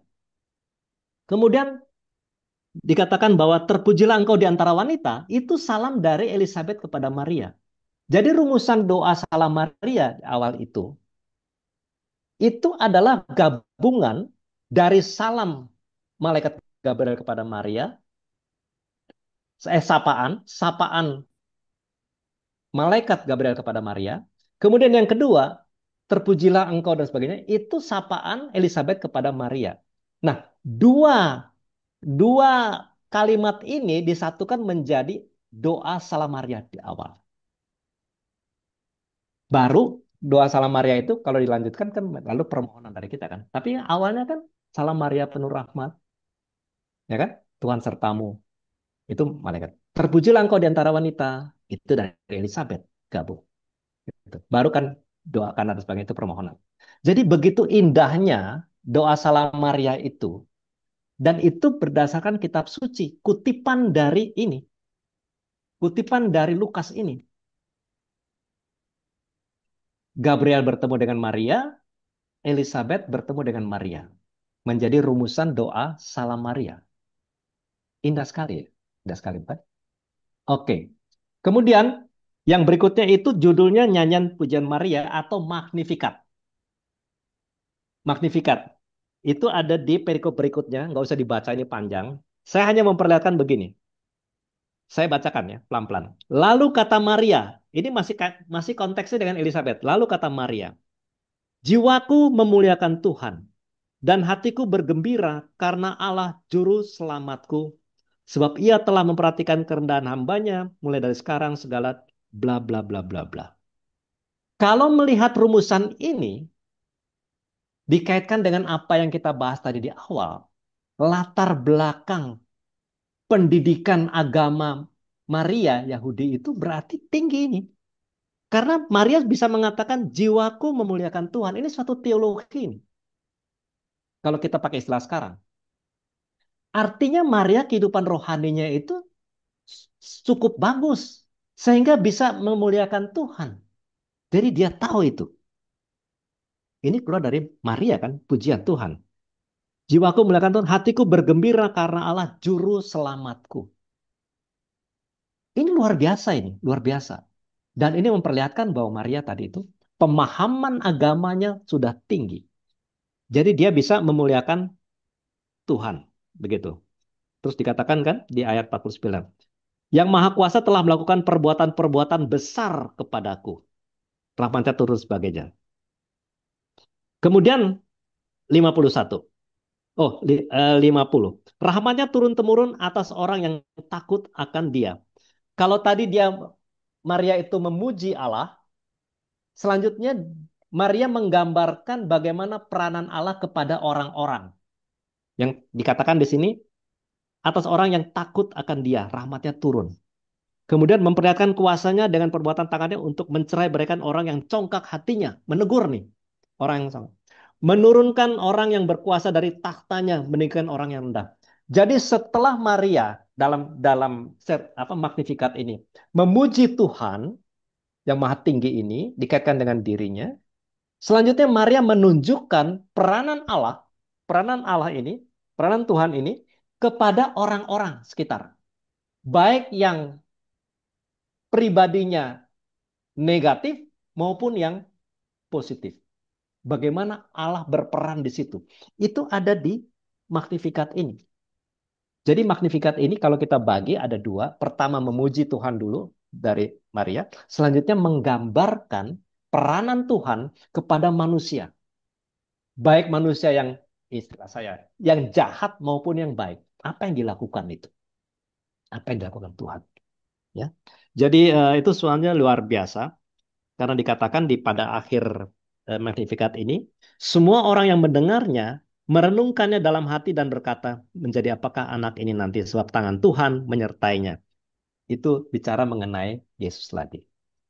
Baik, itulah teman-teman mengenai bacaan Lukas tentang Gabriel dan tentang Elizabeth. Next slide please.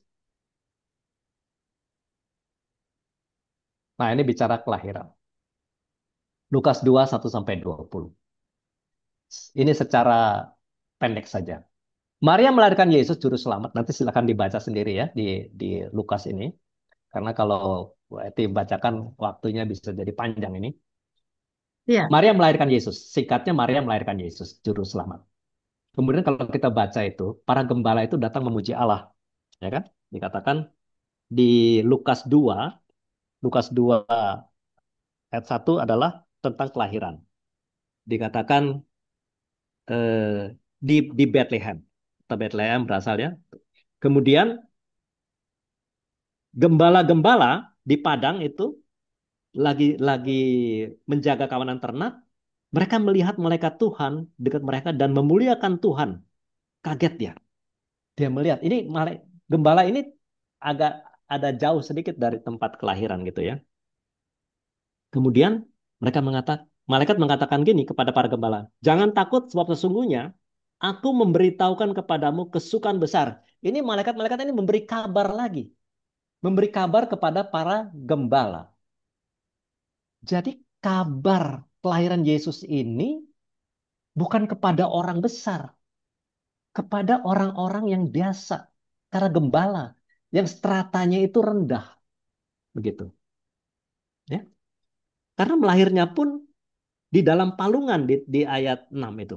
Jadi sudah Yesus lahir dalam konteks kemiskinan di palungan, bukan di tempat bersalin yang bagus. Juga berita ini disampaikan oleh para malaikat kepada gembala, gembala-gembala yang itu. Nah, kemudian dikatakan, hari ini telah lahir bagimu Mesias, yaitu Mesias Tuhan kota Daud. Tadi saya sebutkan mengenai Mesias di Perjanjian Lama. Malaikat menyebut Mesias. Nanti konsep Mesias ini berbeda harapannya antara orang-orang Yahudi dengan apa yang dimaksud oleh malaikat ini dalam konteks Yesus. Tadi saya sudah katakan, orang-orang Yahudi itu kan masih dijajah oleh Romawi. Mesias dianggap ini seorang pembebas secara militer, secara politik. Padahal malaikat mengatakan, datang Mesias. Ini juru selamat yang berbeda. Begitu. Ini ngomongin kepada gembala gitu. Ya. Kemudian gembala-gembala itu disuruh oleh ke sana. Kemudian si gembala itu bertemu dengan Maria. Ya. Para gembala datang mau jalan. Jadi mereka berbondong-bondong karena malaikat udah bilang kan, kamu ke sana. Malaikatnya pada ke palungan itu melihat. Kemudian mereka mengatakan bahwa cepat-cepat berangkat menjumpai Maria dan Yusuf serta bayi yang berbaring di palungan. Ketika mereka melihatnya, ini bab ayat 17, mereka memberitahukan apa yang telah dikatakan kepada mereka tentang anak itu. Jadi gembala itu ngomong sama Maria sama siapa orang itu. Tadi ada malaikat-malaikat ngomongnya begini, begini, begini. Katakan kan? Gitu.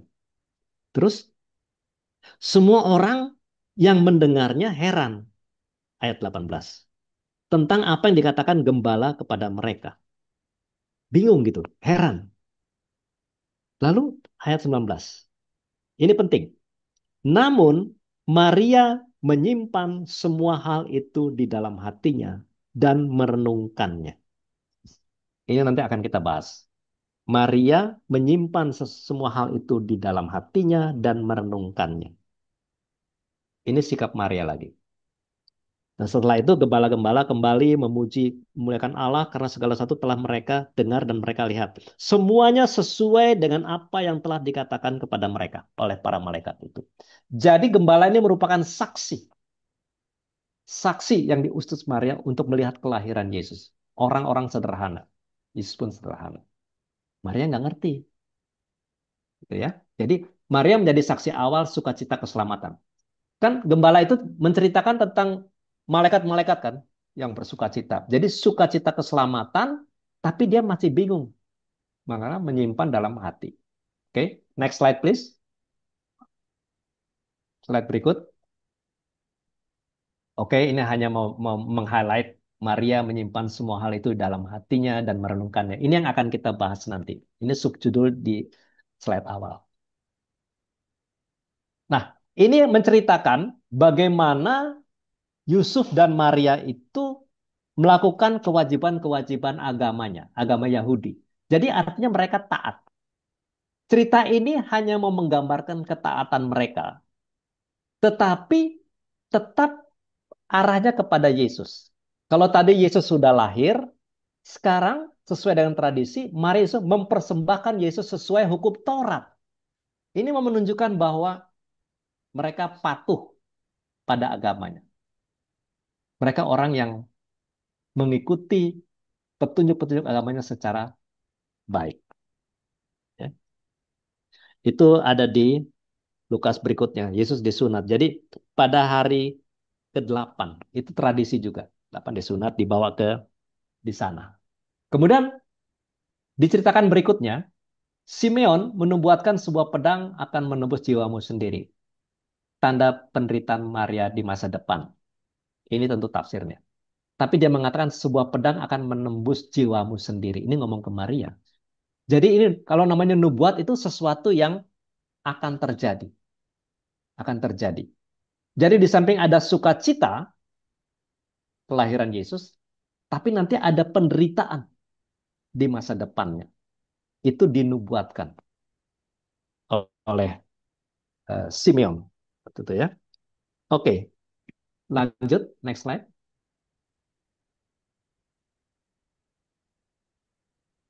Cerita berikutnya Pak lagi. Fred, mohon maaf Pak Fred, kita batasi 10 menit lagi boleh? Oke, siap. Saya akan cepat-cepat. Ini sudah mau habis. Ini sudah mau habis. Oke, oke.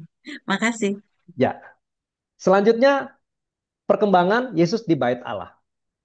Ini Yesus sudah umur 12 nih. Kalau tadi kan 8 hari, ini loncat nih. 12 Allah. Kita udah tahu semua ceritanya ya. Kita nggak perlu baca lagi, hanya mengingatkan saja, hanya mau menunjukkan sequence dari peran Maria dalam karya keselamatan. Jadi perannya itu di awal-awal ini, ketika lahir, kemudian dibawa 8 hari, kemudian 12 mengikuti itu. Nah, pada saat ini Yesus hilang, kita sudah tahu kan ya. Cari-cari kemana nih? Nggak ada gitu. Yang singkat cerita ditemukan sedang mengajar, gitu. Lalu Maria kan bilang, kamu kemana aja? Nah, terus Yesus kan menjawab yang jawabannya itu eh, agak kurang enak gitu ya. Ketika Yesus berumur 12 tahun, dikatakan, mereka tidak mengerti apa yang dikatakannya kepada mereka. Dikatakan begini, mengapa kamu mencari aku? Ini ayat 49.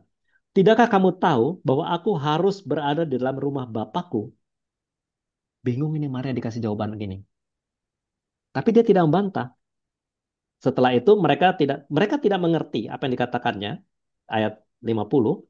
51 dikatakan, lalu ia pulang bersama mereka ke Nazaret. Jadi tetap pulang pada Nazaret dan tetap hidup dalam asuhan mereka. Ibunya pun menyimpan semua hal di dalam hatinya. Jadi ada kedua. Menyimpan dalam hati ada dua. Tadi yang ayat 19, menyimpan dalam hati. Ini sekali lagi ditulis juga menyimpan dalam hati. Di dalam kitab suci, kalau terjadi pengulangan, itu hal yang penting yang perlu diperhatikan. Apa maksudnya ini? Menyimpan dalam hati itu. Gitu ya. Lalu dikatakan 52, Yesus makin dewasa, bertambah hikmatnya, makin dikasihi Allah oleh manusia. Sampai di situ selesai. Yesus selalu menghilang, nanti muncul-muncul lagi ke dibaptis. Jadi sampai di situ. Peran Maria menurut Lukas. Hanya sampai di situ. Oke. Next slide please.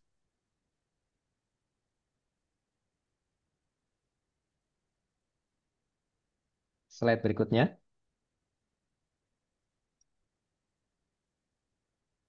Makna. Oke, ini sudah mau akhir nih. Makna yang tadi menyimpan dalam hati. Ini menurut buku Dr. Martin Harun. Saya kutip dari Martin Harun. Ya. Dikatakan begini. Maknanya menyimpan perkara di dalam hati dan merenungkannya. Ini jarang dibahas memang. Yang sering dibahas kan ketika kabar malaikat lalu Maria mengatakan ya. Itu yang paling sering, itu menyentuhkan iman. Tapi ini suatu yang berbeda lagi. Maknanya, pertama, Maria menyimpan pengalaman suka duka, memandangnya dalam terang iman. Dia simpan aja. Ada suka, ada duka, tapi dia simpan dalam hati. Tidak cepat menilai. Menyimpan dalam hati artinya disimpan, tidak cepat menilai, tapi membuka hati kepada misteri Allah. Tidak cepat-cepat kasih komentar. Tidak cepat-cepat bilang tafsir. Enggak. Dia dilem dulu. Kira-kira apa? Gitu kan. Kemudian teladan merenungkan peristiwa hidup dalam doa. Ati, saya mohon waktu sebentar aja. Ini baterai sudah mau habis. Saya mau charge dulu ya, Ati ya. Sebentar ya. Oke. Sorry, Iya, sorry. silakan Pak. Gak apa-apa.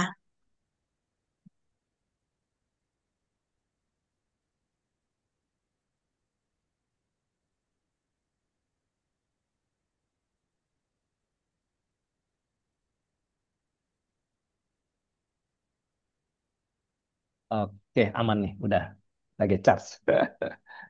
Oke, maknanya. Maria menyimpan pengalaman suka duka, kemudian memandang dalam terang iman, tidak cepat menilai, membuka hati kepada misteri Allah. Kalau orang modern ini kan kalau ada apa-apa, waduh buru-buru kan, menilai kan, tau-taunya hoax, gitu kan?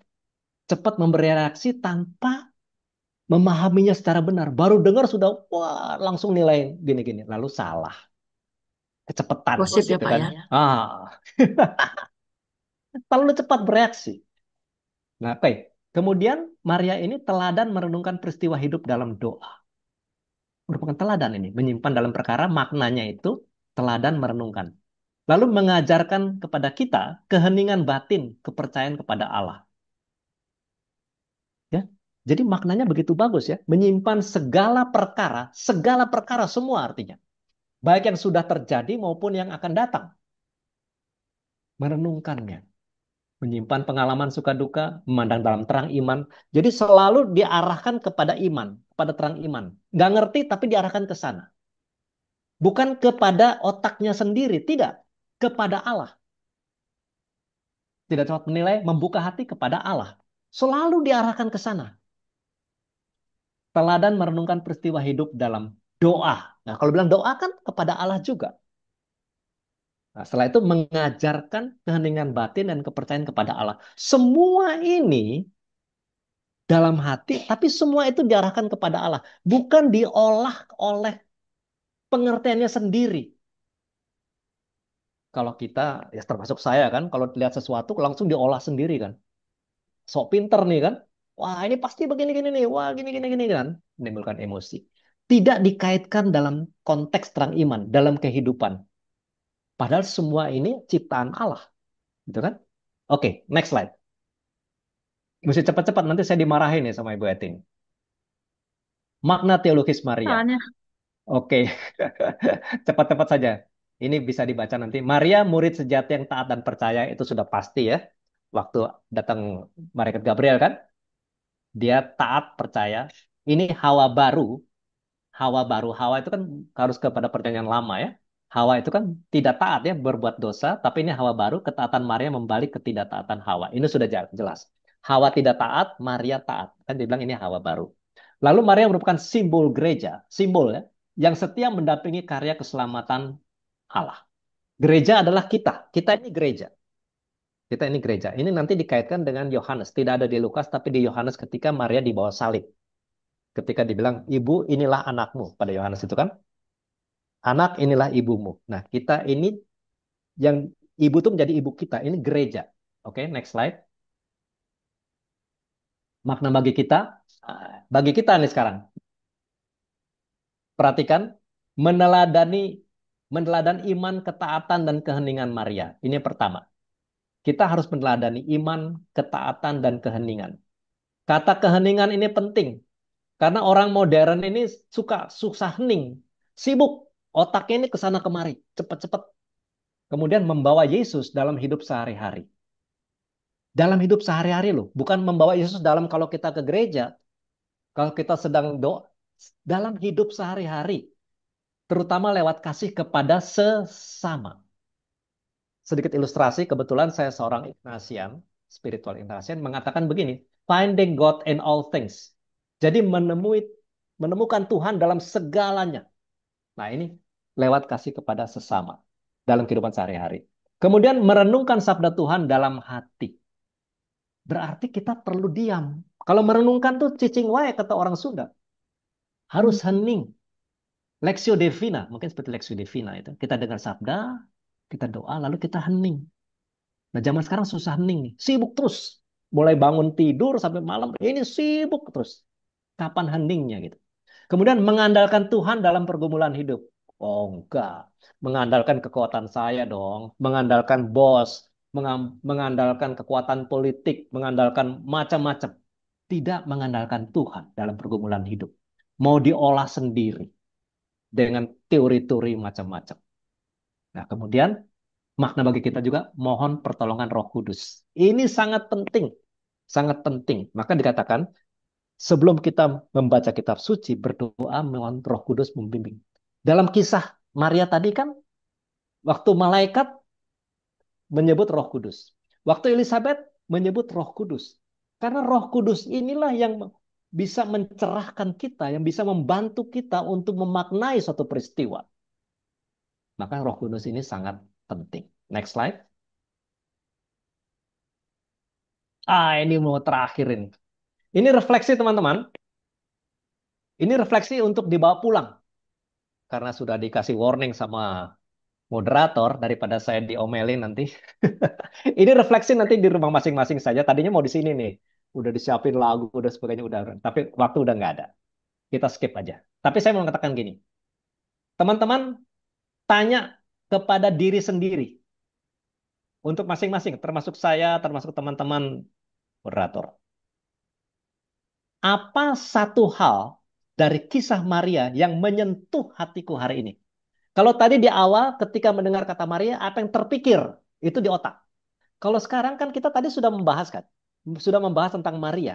Nah, apa satu hal saja dari semua yang kita bahas yang menyentuh hatiku hari ini?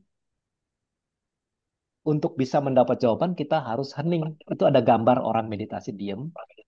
Nanti biar ini jadi PR saja. Setelah ini selesai, nanti sebelum tidur malam, doa coba hening, ingat-ingat lagi tentang Maria. Kisah Maria. Bisa dari apa yang sudah kita bahas, bisa juga dari yang lain. Tapi yang menyentuh pada hari ini. Supaya nggak lama-lama gitu ya. Ini bahan refleksi. Next slide. Wah, sudah habis nih. Thank you for not falling asleep. Mudah-mudahan tidak tidak ketiduran ya, ya. Saya udah ngomong sendiri. Terima kasih. Next slide. Wah, ini Q&A. Any question? Kayaknya nggak ada waktu ya, Eti ya. No question ya. Terima kasih Ada teman-teman. sedikit Terima kasih waktu. Eti. Saya kembalikan Ya, kepada moderator. oke. Luar biasa Pak Fred. Nah, malam ini saya sungguh amazing ya. Bagaimana ceritanya, kisahnya seorang kolonel infanteri TNI loh, Badan Intelijen Strategis kok bisa-bisanya loh, bisa mendalami eh, Ignatian eh, apa itu iman seorang Ignatian ya.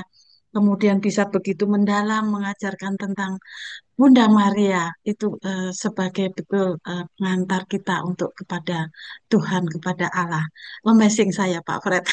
Begini, begini Nanti Eti. Saya suatu kasih saat saya kasih komentar sedikit mesti ya. Tadi seorang apa tuh? tentara jabatan saya itu Alkitabiah loh. Baca kitab bilangan. Oh, Kitab bilangan bab oh, 1. hmm, Allah memerintahkan Musa, pilih pemuda umur 20 tahun ke atas yang mampu berperang. Perang beneran nih. Karena mereka kan mau ke tanah terjanji. Perang berarti apa? Tentara kan. hmm, Jadi tentara itu Allah hmm. yang bentuk. Disuruh pilih Oh, pemuda-pemuda. Dilatih. Setelah itu di bab luar 13 kitab biasa. bilangan, kirim 12 orang untuk memata-matai. Ini perang ini.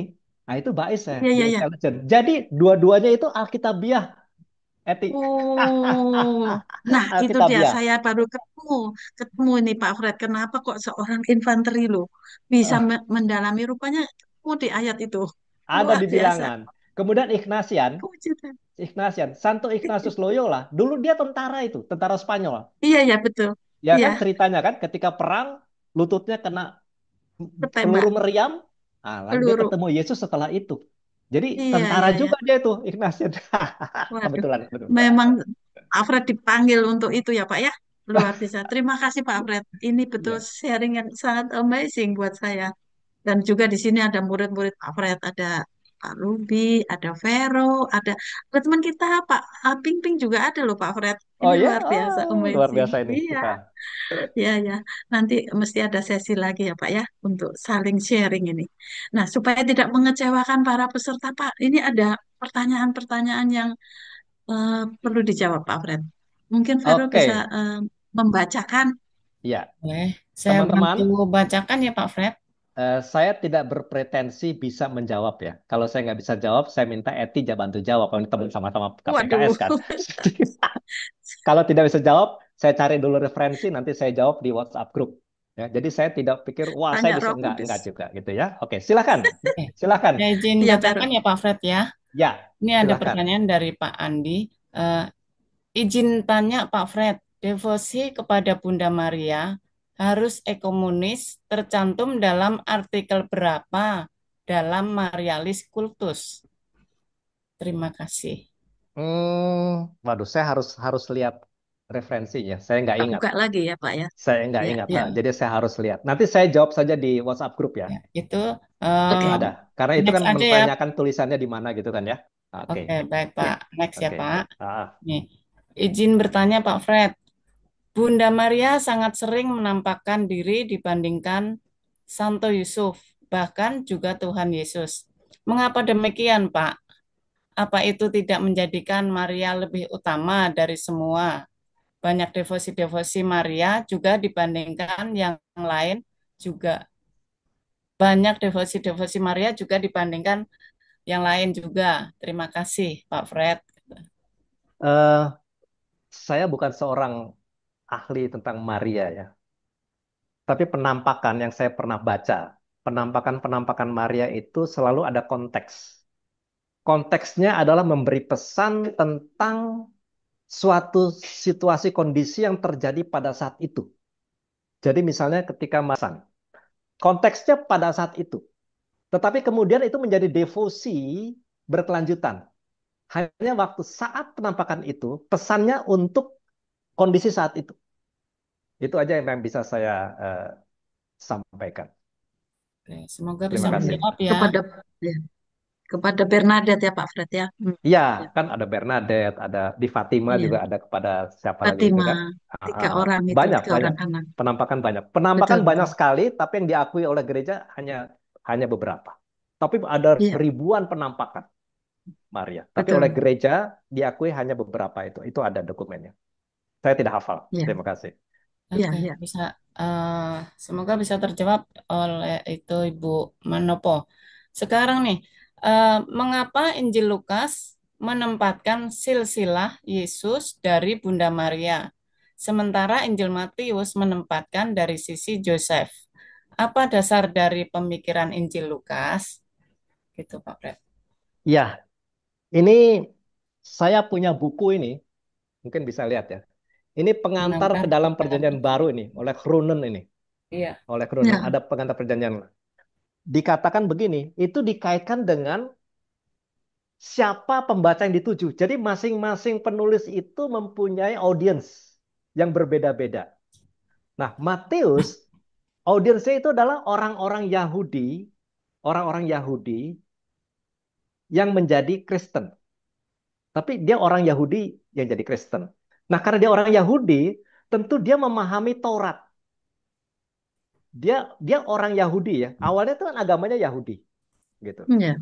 Maka karena dia memahami Taurat, dia mengetahui bahwa di Perjanjian Lama, Tanak bukan hanya Taurat, Tanak ya. Taurat, lima kitab, kemudian nabi-nabi dan sebagainya. Itu nama Daud itu sudah dinubuatkan bahwa nanti ada tunas itu dari Daud. Nah, Yusuf ini secara fisik dia keturunan Daud, Ya. secara fisik keturunan Daud. Maka Yesus juga misalnya keturunan Daud secara rohani, karena dia bukan bukan anak anak fisik dari Yusuf dalam situ kan, bukan kan? Dia kan dari perawan Maria, Maria tetap perawan dari Roh Kudus. Oleh karena itu, Yesus itu putra Yusuf secara rohani, secara rohani. Hmm. Tetapi karena putra Yusuf dan Yusuf secara jasmani adalah keturunan Daud. Itulah sebabnya Matius cerita tentang Yusuf. Karena audiensnya itu orang-orang Yahudi yang mengalami siapa Daud itu. Jadi mau ditarik ke sana. Baru ditarik ke Yesus. Ini loh, Yesus ini turunan Daud loh. Mau begitu kan kira-kira. Maka ngomongnya ke Yusuf. Karena Yusuf keturunan Daud. Itu Matius. Terima kasih. Pak Fred, ini ada dua pertanyaan, tapi kayaknya nyambung nih. Saya sekaligus aja ya, Pak Fred. Silahkan. Bulan Mei dipilih sebagai bulan Maria. Apakah ada hubungannya dengan penampakan? Lalu, bulan Mei dipilih sebagai bulan Maria. Apakah ada hubungannya dengan penampakan Maria yang pertama di Fatimah tanggal 13 Mei 1917? Tidak. Jadi devosi Maria ini sudah dari abad ke-13. Menurut referensi yang saya baca ya. Dari abad ke-13 sudah mulai. Dimulainya di Eropa. Jadi ada beberapa biarawan di sana. Eropa itu kenapa bulan Mei? Karena bulan Mei itu tadi yang saya jelaskan di awal. Itu musim semi. Jadi di mana Hmm. bunga-bunga itu luar biasa indah. Nah, Maria ini digambarkan juga begitu indah seperti bunga mawar. Maka dijadikanlah bulan Mei ini untuk Maria. Tidak ada hubungan dengan penampakan. Tetapi hanya itu saja. dikaitkan dengan musim semi, di mana ada bunga-bunga, khususnya mawar, lalu Maria ini juga begitu indah, cantik seperti bunga mawar, maka dipilihlah oleh para biarawan pada waktu itu, abad 13, bulan Maria. Lalu berkembang ayat 17, abad 17 selanjutnya, lalu dia menjadi umum, dia menyebar. Dia menyebar. Tapi startnya itu kurang lebih abad Punya berbagi sharingnya kepada kita semua. Mudah-mudahan lain kali Pak Fred tidak bosan ya kalau kita undang lagi untuk membagikan presentasinya.